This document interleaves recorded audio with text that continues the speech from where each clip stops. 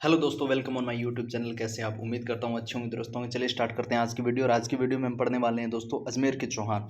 दोस्तों आपको सिर्फ ध्यान से पढ़ना है, कुछ नहीं करना। जितना भी बेस रहता है वो मैं आपको बता दूंगा और साथ साथ में याद भी करवा दूंगा। और हम इतना स्पीड से पढ़ेंगे, अदर टीचर्स हैं वो बहुत ज़्यादा डिटेल में बताते हैं, उनको सिर्फ वॉच टाइम से मतलब है, मुझे वॉच टाइम से कोई मतलब नहीं है। हमें सिर्फ पढ़ना है, याद करवाना है। चलिए सबसे पहले हम अजमेर के चौहानों पर बात कर लेते हैं। तो टोटल हमें 18 राजा याद करने हैं। कितने राजा? 18 राजा। और सबसे पहले हम बात करें तो सबसे पहले आ जाएगा अपना अजयराज चौहान। अजमेर में अजयराज आता है 1113 में। उसके बाद उसका बेटा आता है अरणोराज। अरणोराज और अरणोराज के देखिए 3 पुत्र थे। अरणोराज के 3 बेटे थे। एक था जगदेव, एक था विग्रहराज चतुर्थ और एक था सोमेश्वर चौहान। तो इसके 3 पुत्र थे। तो सबसे पहले अरणोराज की हत्या कौन करेगा? जगदेव करेगा। जगदेव क्या करेगा? अरणोराज की हत्या कर देगा। और जगदेव का पुत्र है पृथ्वीराज सेकंड। अब जगदेव है वो अरणोराज की हत्या कर देगा। और तो इस बात से गुस्सा होकर विग्रहराज चतुर्थ क्या करेंगे? जगदेव की हत्या कर देंगे, यानी अपने भाई की हत्या कर देगी। अब विग्रहराज चतुर्थ का जो बेटा है वो है अपरगांगे। अपरगांगे की हत्या जगदेव का बेटा पृथ्वीराज सेकंड है वो कर देता है। समझ में आया? कुछ समझ में आया? नहीं आया तो एक बार फिर से बता देता हूँ, क्योंकि ये जो है ये बार बार समस्या रहेगी। एक बार थोड़ा सा सेट कर लेता हूँ भाई, ताकि आपको बार बार समस्या का सामना ना करना पड़े। ओके।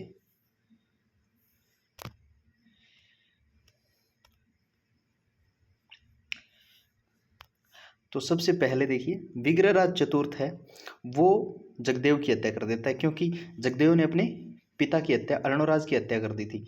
तो जगदेव है वो चौहानों का प्रथम पितृहंता है, पितृहंता। ओके। तो जगदेव की हत्या कौन करेगा? विग्रहराज। और जगदेव का बेटा है वो है पृथ्वीराज सेकंड है। ये किसकी हत्या कर देगा? ये अपारगांगे की हत्या कर देगा, जो कि विग्रहराज चतुर्थ का बेटा है। उधर बात करें तीसरा बेटा अरणोराज का है वो है सोमेश्वर चौहान। उसके 2 बेटे हैं। एक तो है पृथ्वीराज थर्ड जो बहुत प्रतापी शासक रहे, और एक है हरिराज। और पृथ्वीराज थर्ड का बेटा है गोविंदराज जो रणथंभौर में चौहान वंश की स्थापना करता है। तो सारा डाटा है वो हम इसका पढ़ेंगे, लेकिन सबसे पहले चौहानों को हमने अच्छे से समझ लिया। और एक बार फिर से दोबारा से पढ़ लेते हैं कि अजयराज है, अजयराज चौहान है, उसका बेटा था अरणोराज और अरणोराज के 3 बेटे थे। एक था जगदेव, एक था विग्रहराज चतुर्थ और एक था सोमेश्वर चौहान।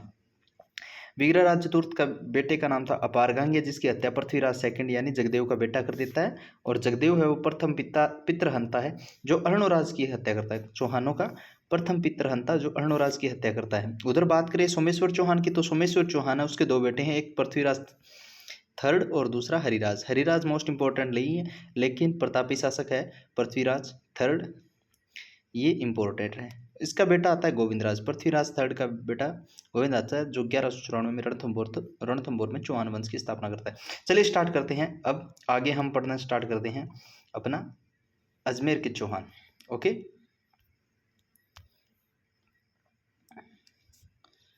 अजमेर के चौहान, जूम थोड़ा सा सेट कर लेता हूँ। अजमेर के चौहान, सबसे पहले अजयराज चौहान की बात करें हम। अजयराज चौहान को चौहानों का निर्माण काल, यानी गोपीराज शर्मा ने कहा है कि ये चौहानों का निर्माण काल था। तो डायरेक्ट क्वेश्चन एक बनता है यहाँ से कि चौहानों का निर्माण काल गोपीनाथ शर्मा के अनुसार किसे बताया? तो अजयराज चौहान के काल को बताया। उसके बाद इसके उपनाम है अंजार का धनी, क्योंकि अंजार क्षेत्र इसके अंतर्गत था। अंजार पड़ता भी महाराष्ट्र गुजरात के आसपास। और इसे गर्जन मतंग कहा गया, मतंगा, गर्जन मतंगा। और विग्रहराज सेकंड है उसे मतंगा कहा गया भाई, दोनों ही ध्यान में रखने हैं। ठीक है। इसके बाद 1133 में, हमें सिर्फ पटवारी के लिए पढ़ना है तो महत्वपूर्ण घटनाएं पढ़नी है। तो 1133 ईस्वी में अजमेर नगर बसाया, ये महत्वपूर्ण घटना है ना। इसकी राजधानी अजमेर उद्योग का निर्माण करवाया और अजमेर को अपनी राजधानी बना लिया। चौहानों का सवर्ण काल विग्रहराज चतुर्थ को माना जाता है और चौहानों का शून्य काल है वो प्रहलाद को माना जाता है। नेक्स्ट, अब बात करें कि जो अजयराज चौहान है, अजयराज चौहान वैसे तो शैव धर्म का अनुयायी था, लेकिन हमें जो श्वेतांबर और दिगंबर जैन है उसके मतावलंबी के बीच जो शास्त्रार्थ हुआ था उसमें अध्यक्षता कौन करते हैं, अजयराज करते हैं। इसलिए हमें पता चलता है कि अन्य धर्मों के प्रति भी उदार था। ठीक है, तो पार्श्वनाथ जैन मंदिर में स्वर्ण कलश भी भेंट किया था, ये इम्पोर्टेंट नहीं है। इम्पोर्टेंट है चांदी के सिक्के चलाए समय के नाम पर, यानी अजय प्रिय द्रम ये चांदी के सिक्के चलाए, और एक पर अपनी रानी सोमलेखा या सोमलवती के नाम से भी चांदी के सिक्के चलाए। ठीक है, इसके बाद कुछ समय बाद वो खुद सन्यासी बन गए और अजमेर से पुष्कर चले गए भी। इसके बाद जैसे पुष्कर में गए उसके बाद उनका जो पुत्र था अर्णोराज वो शासक बना। पुष्कर में तुर्क आक्रमणकारी से लड़ते हुए उनकी मृत्यु हो गई। ठीक है, इसके बाद अर्णोराज आनाजी, तो सबसे पहले तुर्कों को पराजित कर, एक बार हम रिपीट कर लेते हैं ऊपर वाले को ताकि हम भूलें नहीं। तो मोस्ट इंपॉर्टेंट क्या क्या था कि अजयराज चौहान है 1113 से 33, और चौहानों का निर्माण काल गोपीनाथ शर्मा ने कहा। इसे गर्जन मतंगा कहा गया और मतंगा कहा जाता है विग्रहराज सेकंड को। 1113 ईस्वी ने अजमेर नगर बसाकर इसको क्या कर दिया, इसने राजधानी बना दी। चौहानों का स्वर्णकाल विग्रहराज चतुर्थ और अजय रुद्रक का निर्माण करवाया। शैव धर्म अनुयायी था, लेकिन श्वेतांबर और दिगंबर के जैनियों के बीच में जो शास्त्रार्थ हुआ था उसके बीच वाद विवाद में अध्यक्षता की थी। इसके बाद पार्श्वनाथ जैन मंदिर में कलश भेंट करता है। चांदी के सिक्के चलाए, समय के नाम पे चलाए थे वो अजय प्रिय द्रम्स थे, और जो रानी सोमलेखा या सोमलवती के नाम से भी चांदी के सिक्के चलाए। अंतिम समय में सन्यासी बन गए थे और पुष्कर में चले गए थे। तो डायरेक्ट यहाँ से भी क्वेश्चन बन जाता है, अभी पुष्कर में चले गए थे, तो अंतिम समय में अजय राजा वो कहाँ चले गए थे, भी पुष्कर में चले गए थे। ठीक है, अब हम पढ़ते हैं अर्णोराज। अर्णोराज जो अजयराज का इकलौता बेटा भी 1133 से 1155 सबसे पहले तुर्कों को पराजित करके बाहर निकालता है। कहाँ से, राजस्थान से, अजमेर। आना सागर झील का निर्माण करता है ये 1135 से और 37 के बीच में। चंद्रा नदी के जल को रोक कर करता है। इसके किनारे पर जहांगीर ने दौलत बाग बनवाया था, वर्तमान में इसका नाम चेंज करके सुभाष बाग कर दिया गया है। और इसके किनारे शाहजहां ने संगमरमर की बारादरी का निर्माण करवाया था। 5 चबूतरे हैं भाई। ठीक है, बारादरी का निर्माण करवाया था। तो मोस्ट इंपॉर्टेंट क्वेश्चन कौन से बनते हैं, पहले तो आना सागर झील का निर्माण किस नदी के जल को रोक कर करवाया, तो चंद्रा नदी, सीधी सी बात है, चंद्रा नदी। और इसके किनारे यानी दौलत बाग किसने बनवाया, तो जहांगीर ने। और संगमरमर की बारादरी का निर्माण किसने करवाया, शाहजहां ने। क्योंकि अपने भी इंडियन हिस्ट्री भी है तो पूछ सकता है, वो यहाँ से भी पूछ सकता है। ठीक है, इसके बाद अब ये होता है कि यहाँ से क्वेश्चन कैसे पूछेगा कि गुजरात के चालुक्य शासक कुमारपाल से पराजित हुआ, ये ऐसे नहीं पूछेगा यहाँ से क्वेश्चन। यहाँ से क्वेश्चन कैसे पूछेगा वो मैं आपको बताता हूँ। क्वेश्चन पूछेगा कि जो अर्णोराज है यानी आनाजी है उसका प्रारंभिक संघर्ष है, उसकी जानकारी किस मतलब ग्रंथ में मिलती है, तो वो प्रबंध कोश है राजशेखर सूरी का उसमें, और प्रबंध चिंतामणि यानी मेरुतंग द्वारा लिखित है, इनमें मिलती है इनकी जानकारी। ठीक है, इंपॉर्टेंट क्या रहता है, इंपॉर्टेंट ये रहता है कि गुजरात के चालुक्य शासक जयसिंह सिद्धराज को पराजित कर राजकुमारी कांचन देवी से इसने विवाह किया। ठीक है, और ये भी मोस्ट इंपॉर्टेंट है भाई कि पुष्कर में आदिवरा मंदिर या वरा मंदिर का निर्माण करवाया, और मूर्ति तुड़वाई किसने, जहांगीर ने। मूर्ति तुड़वा कर कहाँ फिंकवा दी थी, पुष्कर झील में फिंकवा दी थी। अब जो अर्णोराज है उसके 2 दरबारी कवि हैं, दरबारी विद्वान है, देवबोध और धर्मघोष। ठीक है, शैव धर्म का अनुयायी था भी ये भी। ठीक है, इसके बाद और इसने देखो यहाँ पे जैन धर्म को भूमि दान में दी थी। इसका बेटा था भाई जगदेव, और जगदेव ने अर्णोराज की क्या कर दी, हत्या कर दी, और चौहान वंश का प्रथम पितृहंता कहलाया। इसके बाद अपना आता है विग्रहराज चतुर्थ। कौन आता है, विग्रहराज चतुर्थ।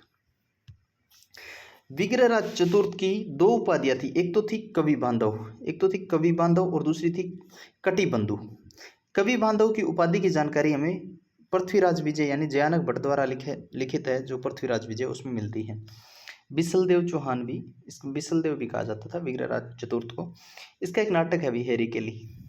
12वीं के ग्रंथ किरातार्जुनियम का अनुसरण करके इन्होंने क्या लिखा था, हेरी केली नाटक लिखा था भाई। भाषा इनकी संस्कृत थी।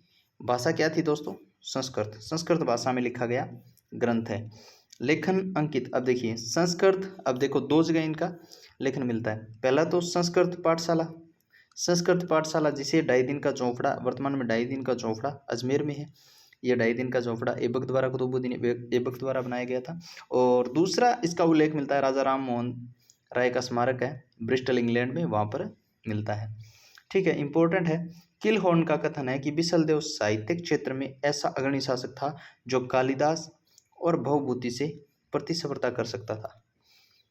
समझ में आया? बिसलदेव साहित्यिक क्षेत्र में एक ऐसा अग्रणी शासक था जो कालिदास और भवभूति से प्रतिस्पर्धा कर सकता था।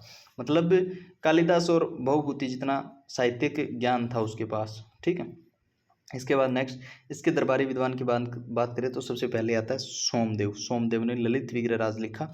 और बिसलदेव इंद्रपुरी की राजकुमारी, देसलदेव की प्रेम कथा, ये ज़्यादातर प्रेम कथाओं का उल्लेख मिलता है भाई इनके ग्रंथों में। तो सोमदेव बिसलदेव द्वारा अजमेर में आयोजित साहित्यिक सम्मेलन का अध्यक्ष किसे बनाया गया था? सोमदेव का बनाया गया था। ठीक है, अब सेकंड इंपॉर्टेंट है भाई नरपति नाला, जिसकी रचना किसने की? बिसलदेव सॉरी नरपति नाला जिसने रचित किए 4 खंडों में गोडवाड़ी भाषा में, बिसलदेव रासो, बिसलदेव रासो। और इसमें बिसलदेव और राजमती का जो है क्या है, प्रेम कथाओं का मतलब उल्लेख है। और बिसलदेव तथा उड़ीसा के शासक भोज परमार की पुत्री राजमती का विवाह का वर्णन है भाई। ये जो राजमती थी ये भोज परमार शासक यानी उड़ीसा के शासक थे उसकी पुत्री थी। अब बिसलदेव का पत्नी से रूठकर उड़ीसा जाना व हाड़ौती क्षेत्र में मुस्लिम संघर्षों के दौरान गागरण दुर्ग का निर्माण करवाना, ये भी इसका उल्लेख कहाँ मिलता है? बिसलदेव रासों में मिलता है। और राजमती का विरह है और बिसलदेव का उड़ीसा से अजमेर लौटने का वर्णन है, वो भी नरपति नाला द्वारा लिखित बिसलदेव रासों में मिलता है। और बिसलदेव और राजमती का मतलब सिंपल सी बात है, अगर बिसलदेव और राजमती के बीच में अगर कोई भी क्वेश्चन फैक्ट आता है तो उसका उल्लेख है वो अपने बिसलदेव रासों में। अभी बात सीधी सी, गोडवाड़ी भाषा में लिखित है, 4 खंडों में विभाजित है और नरपति नाला द्वारा लिखित है। ओके, बिसलदेव रासों के अनुसार राजस्थान का रूठा राजा और गागरोन दुर्ग का निर्माता कौन है? बिसलदेव चौहान है। ओके, निर्माण काल की बात करें तो बिसलपुर ग्राम बसाया था और बिसलसर सागर तालाब का निर्माण, बिसलपुर बांध का निर्माण करवाया था। अजमेर में संस्कृत कंठाभरण नामक पाठशाला का निर्माण करवाया था। कुतुबुद्दीन ऐबक ने 1199 में तुड़वाकर इसे 2.5 दिन का झोपड़ा बनवा दिया गया था भाई। ठीक है, इसका नामकरण जॉन मार्शल ने 2.5 दिन में निर्मित हुआ, इसलिए इसे 2.5 दिन का झोपड़ा कहा जाता है। जॉन मार्शल ने ऐसा कहा, लेकिन पर्सिन ब्राउन ने कहा कि 2.5 दिन का यहाँ पर सूफी संत पंजाब शाह की याद में उर्स लगता है, इसलिए इसे 2.5 दिन का झोपड़ा कहा गया। डिज़ाइन की बात करें तो अबू बकर, और ये राजस्थान की प्रथम मस्जिद है भाई, राजस्थान की प्रथम मस्जिद, भारत की प्रथम मस्जिद है, उत्तर भारत की प्रथम मस्जिद है, वो है कुवैत उल इस्लाम, वो भी कुतुबुद्दीन ऐबक ने बनवाई थी दिल्ली में। ठीक है, योद्धा के रूप में बात करें तो लाहौर से तुर्क शासक खुसरब शाह को पराजित कर तुर्कों को भारत में प्रवेश करने से रोका और दिल्ली के तोमरवंश के राजाओं को पराजित कर अजमेर से दिल्ली तक साम्राज्य का विस्तार किया। याद रहे, दिल्ली को सर्वप्रथम चौहानों की राजधानी किसने बनाया था भाई? मोस्ट इंपोर्टेंट है, क्वेश्चन डायरेक्ट पूछ लिया जाएगा कि विग्रहराज चतुर्थ ने दिल्ली को सर्वप्रथम चौहानों की राजधानी बनाया। ठीक है, जानकारी कहाँ मिलती है? दिल्ली शिवालिक लेख में मिलती है। इसके बाद जैन मुनि धर्मघोष सूरी के सुझाव पर एकादशी के दिन पशुवध पर प्रतिबंध लगाया। मोस्ट इंपोर्टेंट अभी सर्वप्रथम कौन सा चौहान शासक है जो पशुवध पर प्रतिबंध लगाएगा? पूछ लेगा। चौहान का स्वर्णकाल अगर पूछा जाए तो विग्रहराज चतुर्थ। इसके बाद आता है पृथ्वीराज सेकंड। पृथ्वीराज सेकंड के 2 फैक्ट अभी, दोनों ही फैक्ट मिलते हैं। एक तो हांसी का अभिलेख है हरियाणा में और एक है दौड़ अभिलेख भीलवाड़ा में, दोनों से अलग अलग फैक्ट मिलते हैं। हांसी के किले का निर्माण करवाया किसने? पृथ्वीराज सेकंड ने, और अपने मामा किलन गोयल को यहाँ पर प्रशासक बना दिया। और यहाँ पर जो हांसी अभिलेख है उसमें बताया गया कि चौहानों को चंद्रवंशीय क्षत्रिय बताया गया है। ओके। और उधर बात करें भीलवाड़ा अभिलेख यानी धौड़ अभिलेख की, तो पृथ्वीराज सेकंड ने राज्य बाहुबल से प्राप्त किया था, इसका उल्लेख मिलता है। शिव मंदिर या रूठी रानी मंदिर का उल्लेख मिलता है, निर्माण का उल्लेख मिलता है। अपनी रानी सुहाव देवी के नाम पर इसका नाम रखा। और मैनाल में सुहेश्वर मंदिर का निर्माण भी किया, ऐसा भी उल्लेख मिलता है। अब बात करें सोमेश्वर, मुझे नहीं लगता कि भाई पृथ्वीराज सेकंड से कोई क्वेश्चन आएगा, पटवारी में नहीं आने वाला भाई। नेक्स्ट सोमेश्वर चौहान, याद रखना मोस्ट इंपॉर्टेंट है, ये भी इससे क्वेश्चन पूछ लिया जाता है। ये गुजरात की चालुक्य राजकुमारी कांचन देवी का पुत्र था भाई, कांचन देवी का पुत्र था। उपाधि, सोमेश्वर चौहान को प्रताप लंकेश्वर की उपाधि बिजोलिया शिलालेख में उल्लेख है, प्रताप लंकेश्वर की उपाधि। कोंकण आक्रमण, गुजरात की तरफ से लड़ते हुए मल्लिकार्जुन की हत्या की थी और विवाह किया एमपी के कलचुरी वंश के शासक अंचलराज की पुत्री कर्पूरी देवी से इसने विवाह कर लिया। इंपॉर्टेंट ये नहीं है, ये मल्लिकार्जुन वाला इंपॉर्टेंट है। इसके बाद मंदिर निर्माण, वेदनाथ मंदिर, 5 मंदिर 5 कल्प वृक्ष। और मूर्ति निर्माण, अजमेर में अपनी व पिता अर्णोराज की मूर्ति लगवाई, ये भी इम्पोर्टेंट नहीं है मेरे हिसाब से, यहाँ से क्वेश्चन नहीं आएगा। हाँ ये आ जाए तो एक आ जाए वेदनाथ मंदिर वाला, क्योंकि अपने थोड़े से वो राजस्थान के जो पर्यटन स्थल है वो भी है। तो वेदनाथ मंदिर का निर्माण किसने करवाया? रेवासा नामक गांव में दान दे दिया। पार्श्वनाथ मंदिर को रेवाणा नामक गांव दान में दे दिया था भाई सोमेश्वर चौहान ने। इसके बाद पृथ्वीराज चौहान थर्ड की बात करें तो इनका जन्म अहिलवाड़ गुजरात में हुआ। ये मोस्ट इंपॉर्टेंट है भाई, एक एक बात याद कर लेना। 11 वर्ष की उम्र में शासक बन गया था पृथ्वीराज। पिता सोमेश्वर चौहान, माता कर्पूरी देवी, जो 11 वर्ष की आयु में संरक्षिका के रूप में ये शासन कर रही थी। प्रधानमंत्री था कदम्बास, जिसे नागौर दुर्ग का निर्माता कहा जाता है, के मास को। सेनापति था भुवनमल। गुजराती मंत्री स्कंद, वामन और शोड़। उपाधियां राय पिथौरा, क्योंकि दिल्ली में पिथौरागढ़ किले का निर्माण करवाया था। दल पुंगल, जिसे यानी इसका अर्थ होता है विश्व विजेता। पृथ्वीराज चौहान की रानियां, पहली संयोगिता कनौज के शासक जयचंद गढ़वाल की पुत्री थी। मोस्ट इंपॉर्टेंट, इनकी स्टोरी तो आपको शायद पता ही होगी। दूसरी इच्छोणी, जो सिरोही के शासक हैं, सलक परमार की पुत्री थी। और तीसरी थी पद्मावती, जो समुद्र शिखर के शासक गणपति की पुत्री थी। ठीक है, नोट याद रखना।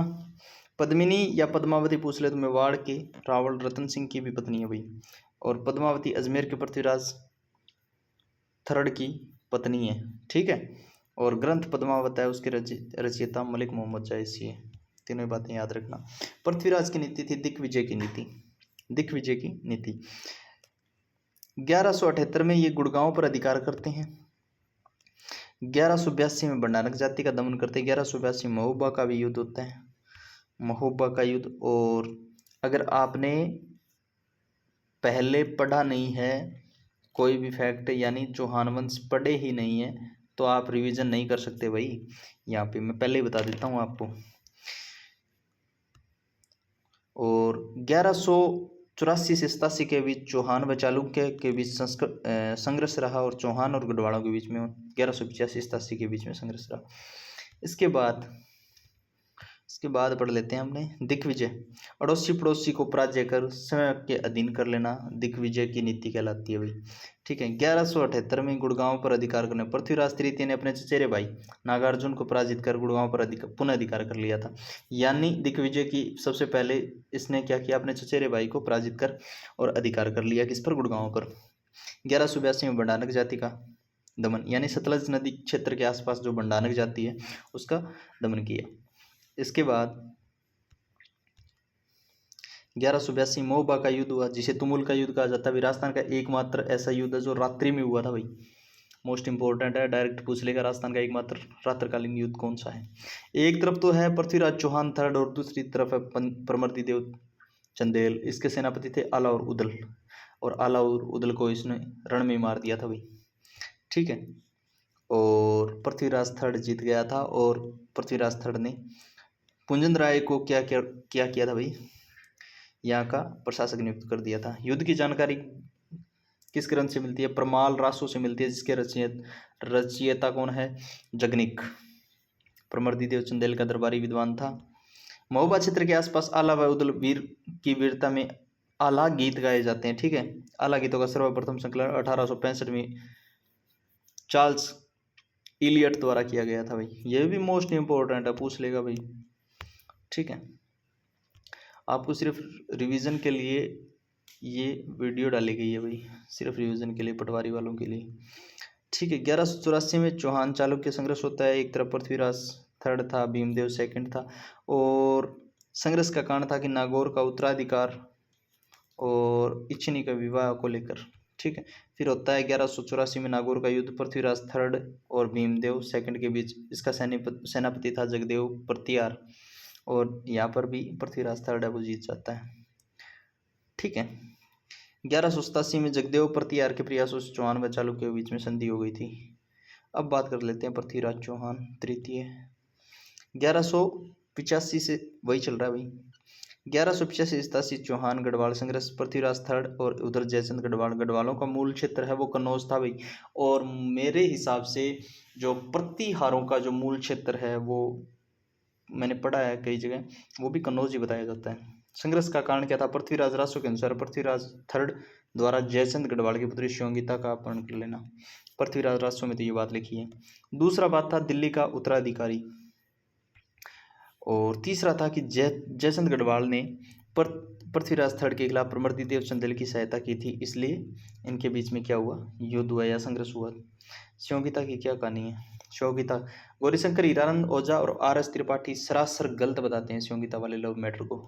और प्रमाणिकता की बात करें तो डॉक्टर दशरथ शर्मा, CV वेद, गोपीनाथ शर्मा और अबुल फजल, पृथ्वीराज रासो, ये सब क्या करते हैं कि शिवंगिता वाली जो कहानी है वो सही थी।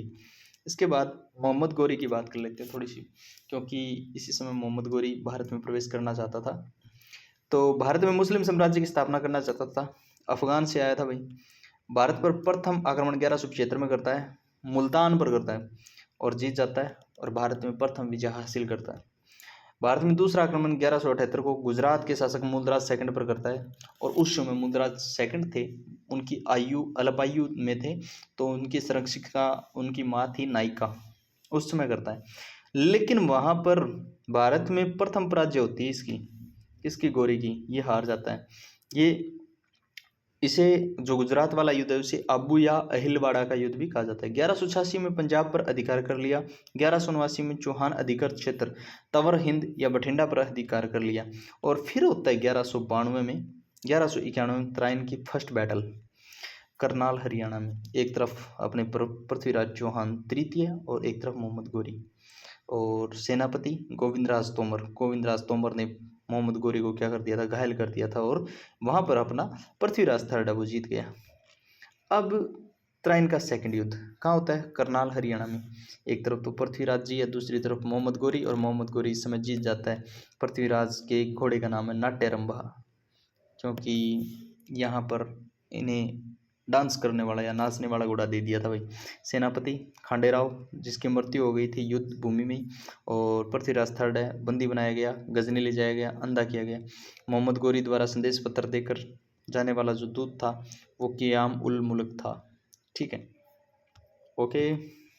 हाँ, थोड़ा सा इसके बारे में पढ़ लेते हैं कि तीसरा कब हुआ, इल्तुतमिश और एल्दोज के बीच में अपना तीसरा बैटल हुआ था भाई तराइन का 1215 में।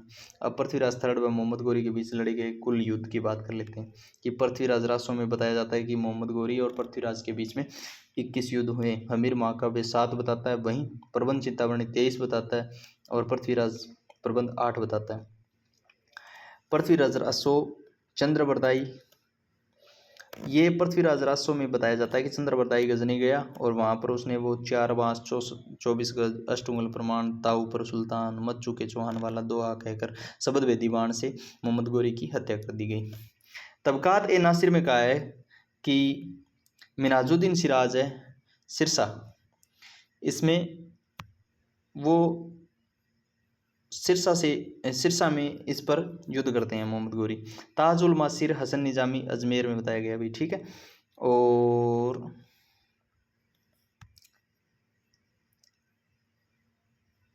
इसके बाद हाँ 1193-94 में पृथ्वीराज के नाम से अजमेर में टकसाल से सिक्के चलते थे भाई, ठीक है। सॉरी, मैंने आपको शायद थोड़ा सा यहाँ पे गलत बता दिया भाई। ये फैक्ट था, ये मृत्यु को लेकर है। ये फैक्ट था ना, ये मृत्यु को लेकर है। तो अलग अलग जो इतिहासकार है अलग अलग बताएं। तो पृथ्वीराज रासो ने बताया कि गजनी में मृत्यु हो गई, और तबकात नासिर जो मिनाजुद्दीन सिराज है उसने बताया कि सिरसा में मृत्यु हुई। ताजुल मासिर जो हसन निजामी की है उसने अजमेर में बताया। और doctor Dasharath Sharma the early Chauhan dynasty में, ये इसकी बुक है, समर्थन करते हैं भाई। इन्होंने भी कहा है कि अजमेर में इनकी मृत्यु हो गई डॉक्टर दशरथ शर्मा के अनुसार। ओके नेक्स्ट, ये लीजिए भाई अपना चौहान हो गया। एक बार पूरा का पूरा रिपीट मार लेते हैं। क्या चौहान शासक था ये बता दिया अपने ने, ठीक है। एक बार पूरा का पूरा रिपीट मार लेते हैं भाई। चलिए स्टार्ट करते हैं। अजयराज चौहान, उसका बेटा अर्णोराज आनाजी, जिसकी हत्या किसने की? जगदेव ने। ये प्रथम पितर अंत है। विग्रहराज चतुर्थ इसकी हत्या कर देता है, किसकी? जगदेव की। और जगदेव का बेटा पृथ्वीराज सेकंड है, वो अपार गंगे की हत्या कर देता है। उधर सोमेश्वर चौहान के दो बेटे थे, एक पृथ्वीराज थर्ड, एक हरिराज।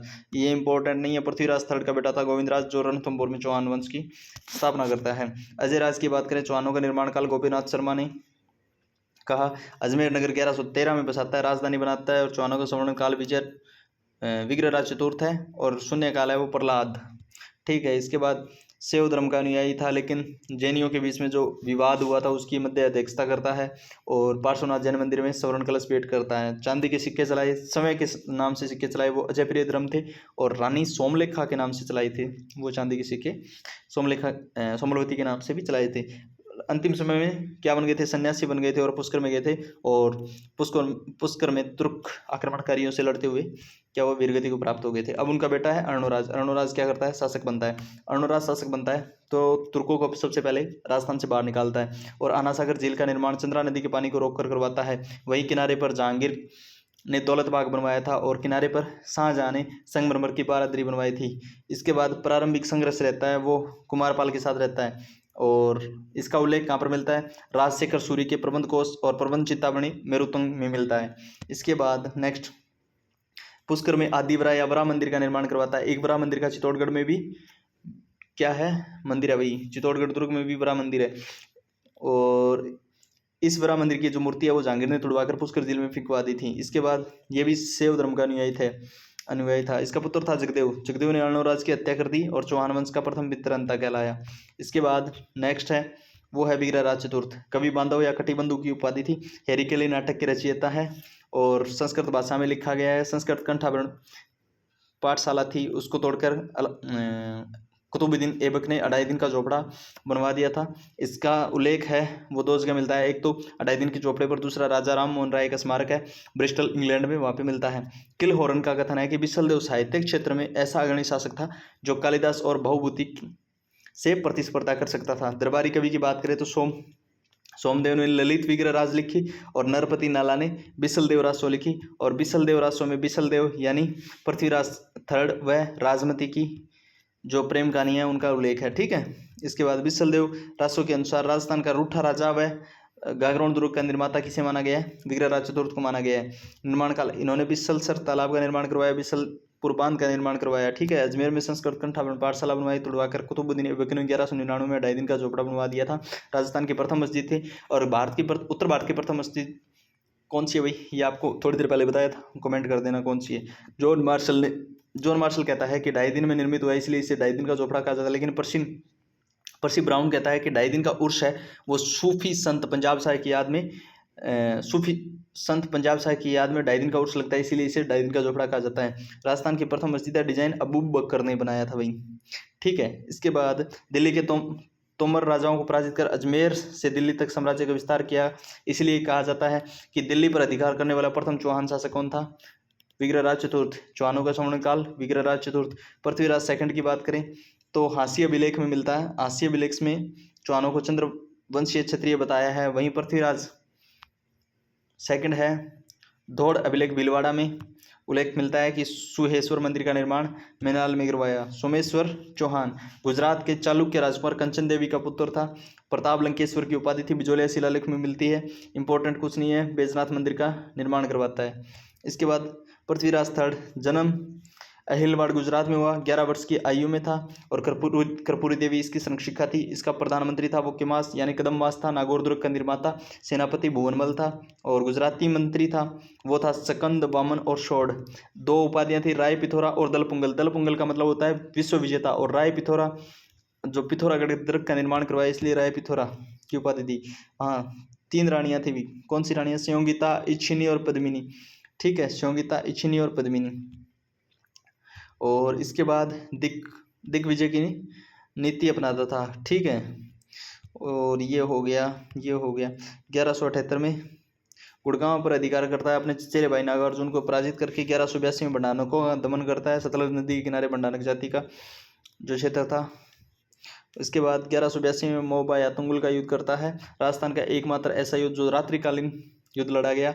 पृथ्वीराज थर्ड और प्रमर्दिदेव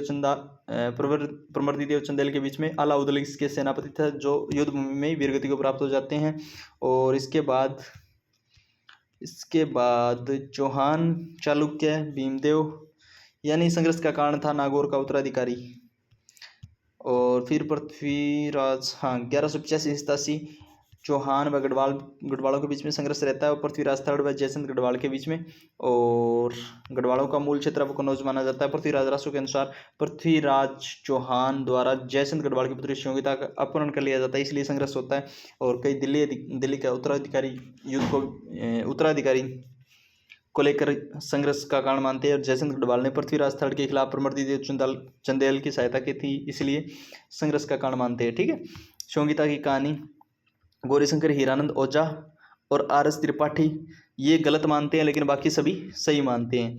ठीक है, मोहम्मद गौरी की बात करें तो भारत में आना चाहता था। प्रथम युद्ध 1175 में मुल्तान में करता है, जीत जाता है। और दूसरा युद्ध करता है गुजरात में, मूलराज सेकंड में। अल्पायु था, नायिका देवी वहाँ पर संरक्षिका थी, इसीलिए वहाँ पर हार गया, तो प्रथम पराजय होती है उसकी। ठीक है, इसके बाद त्राइन बैटल होती है 1191 में करनाल हरियाणा में। एक गोविंदराज तोमर सेनापति था पृथ्वीराज थर्ड का और मोहम्मद गौरी को घायल कर देता है और पृथ्वीराज थर्ड जीत जाता है। उसके बाद त्राइन का सेकंड युद्ध करनाल हरियाणा में होता है और एक तरफ पृथ्वीराज थर्ड था और दूसरी तरफ मोहम्मद गौरी जीत जाता है और वहाँ पर सेनापति खांडेराव की मृत्यु हो जाती है। पृथ्वीराज थर्ड का सेनापति खांडेराव की मृत्यु हो जाती है और मोहम्मद गौरी कहा जाता है अपने साथ ले जाता है पृथ्वीराज को। इसके बाद पृथ्वीराज रासो, हमीर, महाकाव्य, प्रबंध, चित्तामणि ये आप पढ़ लेना भाई। ओके, आज के लिए इतना ही। कल हम पढ़ने वाले हैं दोस्तों रणथंभौर के चौहान।